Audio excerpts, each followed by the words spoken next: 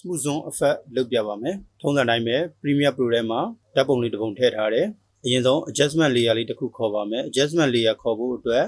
ဒီ project panel လေးကိုဖွင့်လိုက်မယ်။ဒီ new bin ဆိုတဲ့နေရာလေးကိုနှိပ်လိုက်ပါ။ဒီနေရာလေးမှာ adjustment layer ဆိုတာရှိပါတယ်။အားလေးကိုခေါ်လိုက်ပါ။ဒီ setting ကဘာမှပြောင်းစရာမလိုပါဘူး။ sequence setting တိုင်းပဲဘာမှပြောင်းစရာမလိုဘူး။ okay လေးပေးလိုက်။ဒါဆိုရင်ဒီမှာ adjustment layer လေးပေါ်လာပြီ။အဲ့ဒီ adjustment layer လေးကိုပုံလေးပေါ်ကိုဆွဲပြီးတော့တင်လိုက်ပြီးရင်သူ့ပုံနဲ့ညှိလိုက်ပါနောက်တစ်ခုက effect box ကိုသွားပါမယ် effect box မှာ transform ဆိုတဲ့ effect လေးကိုရိုက်လိုက်မယ် TRANS transform ဆိုတာလေးပေါ်လာပြီအဲ့ဒီ transform ဆိုတဲ့ effect လေးကို adjustment layer လေးပေါ်တင်လိုက်မယ်ဒါပေမဲ့ transform effect ရောက်သွားပြီဆိုပေမဲ့သူကဘာမှမတက်ရောက်သေးပါဘူးကျွန်တော်တို့ကဒီ transform effect နဲ့ smooth zone ကိုလုပ်မှာဖြစ်ပါတယ်အဲ့တော့ adjustment layer လေးကို select လေးပေးထားeffect control ကိုသွားမယ် effect control အောက်မှာ transform effect လေးရောက်နေပြီ scale ကိုဒီမှာတွန်ကဲ animation လေးဖွင့်ပေးလိုက်နောက်တစ်ခုက rotation လေးကိုလည်းဖွင့်ပေးလိုက်ဒါဆိုရင်သူ့ရဲ့ scale စမှတ်ကဒီမှာ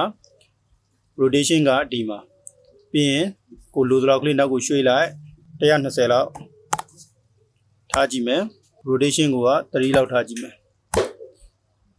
တစ်ချက်ကြည့်ကြည့်အောင်โอเคအဆင်ပြေတယ်အဲ့တော့ဒီစုံမတ်ကိုဒီလိုလေးဆက်လက်ပေးလိုက်ပေးပြီးသွားရင် right click လေးထောက်လိုက်ဒီမှာ ease in ဆိုတာလေးပေးလိုက်နောက်တစ်ခုကဒီဘက်ကိုသွားမယ်ဒီဘက်ကိုကြတော့ ease out ဆိုတာလေးကိုပေးလိုက်ဒါဆိုရင်သူက smooth ဖြစ်သွားပြီသူ့ရဲ့ smooth ဖြစ်တဲ့ဟာလေးကဒီလိုလေးပြပြလေးတက်လာမယ်ပြပြလေးပြန်ပြီးတော့ဆင်းသွားမယ်သူကအဲ့လိုမျိုး smooth ဖြစ်တာပါကြည့်အောင်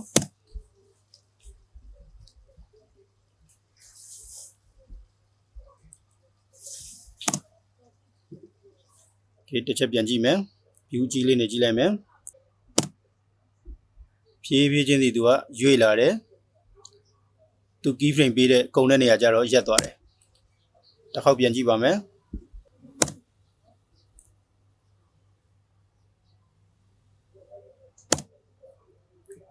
smooth zone effect ကတော့ဒါပါပဲနောက်နေ့တွေမှာလည်းဘယ်လိုသင်ခန်းစာတွေဆက်ပြီးတော့သင်သွားပေးဦးမလဲဆိုတာကိုစောင့်မျှော်ကြည့်ရှုပေးကြပါဦးကျေးဇူးတင်ပါတယ်